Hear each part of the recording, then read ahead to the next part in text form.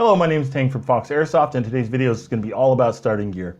We're going to cover things like helmets, vests, and plate carriers, face and eye protection, and the things we personally run.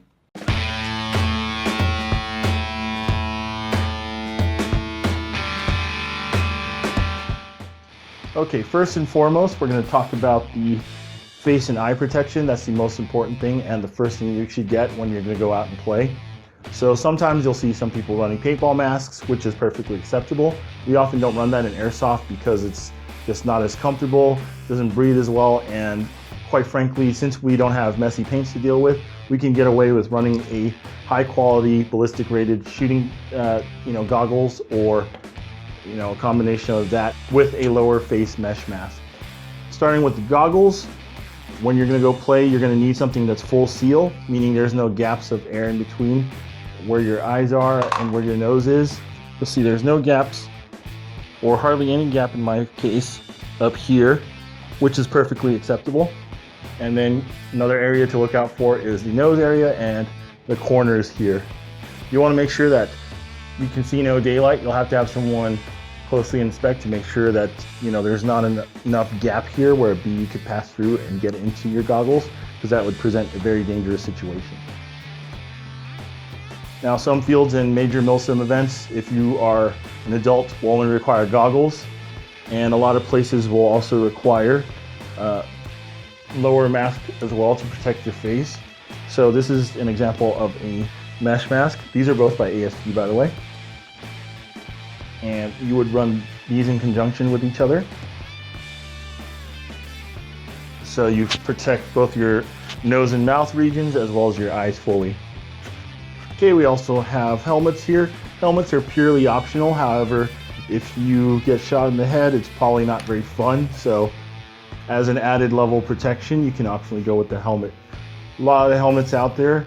This is a cool one. This one's by Lancer Tactical, for example. It's a fast helmet. It has accessory rails for mounting things like microphones, earpieces, lights, and so on.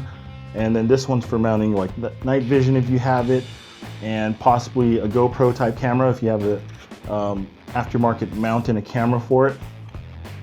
Then you have some Velcro here so you can mount more things like morale patches and so on. And then for load bearing gear, we have either the option of plate carriers or chest rigs. Plate carriers name means that it can hold armored plates.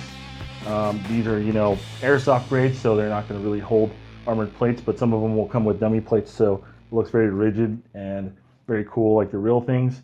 Chest rigs are more simple, where it's just pouches and a harness type setup, so it's more streamlined, not as heavy or bulky. We'll go a little bit into both of these types of setups. I'm going to talk about mine, and one of our store employees, the assistant manager, Anthony Panza, he runs a different setup for me, so we'll get his perspective as well. My name is Anthony, and I work at the storefront. I'm the assistant manager here. So on my plate carrier, I have the Blue Force Gear 10-speed single mag pouch here that I keep just one mag in, just for, it's an emergency mag in case I need it if these three aren't enough. And then on this side, I have my Blue Force Gear tourniquet pouch, and then behind that, I have my Hsgi bleeder kit that I just keep some basic medical supplies in, just in case anything does happen. Alright, so for my belt setup, I run just a standard kind of battle belt. On this side, I have two double stacker Hsgi mag pouches. It's the one with the M4, right, like a rifle mag, and then also the pistol.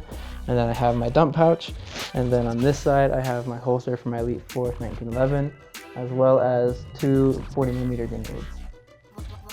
So this is how I run the plate carrier and the belt together. First, I use my belt magazines because they're the fastest and they're the easiest to get out. And then I start going into my plate carrier. I can ditch the plate carrier if I need to pretty easily. I just pull the flap up and I can get it off. And then I'll just have the basic essentials on my belt to run my rifle, my pistol, and the grenade launcher itself. And I can have enough storage for everything. And then if I need to run this together, I have just spare magazines and stuff like that, and I can add onto the plate carrier if I need to get certain mission essential items. So I prefer the chest rig type setup, as I used to run plate carriers, but I like the freedom of movement and the lighter weight overall of a chest rig. I think you can still do a lot with a chest rig. Obviously you won't look cool with the armor You know, you don't have all the cool points, but I can carry just as much stuff if I need to. It's in general, the chest rigs with MOLLE are configurable, and then the ones that have built-in pouches should have exactly what you need already. I run a couple double M4 mag pouches because I'm primarily an M4 mag user. I'll have like them all facing the right way so I can reach them faster. This is the Hsgi Soft Taco, a large one. I use it to carry either, you know, smoke grenades or maybe water bottles or any other nonsense I can fit in there. Since Hsgi designed the tacos, they're pretty elastic, so you can kind of put a wide variety of things. Forgot to mention I have pistol pouches here, which I would run 2 spare magazines on my pistol, and then I have a belt with a holster on it. But I keep it all mostly on the harness, unlike Anthony, who runs a second line setup with a belt. And then I also have a radio pouch on the side. And then this is my kind of general purpose pouch where I keep my personal belongings, light stick, you know, something to write with, that kind of nonsense. And then more magazines here. So I have 2 pouches here for my 40mm shells for my Airsoft grenade launcher. Just like Anthony, I like to carry grenades because it's very cool.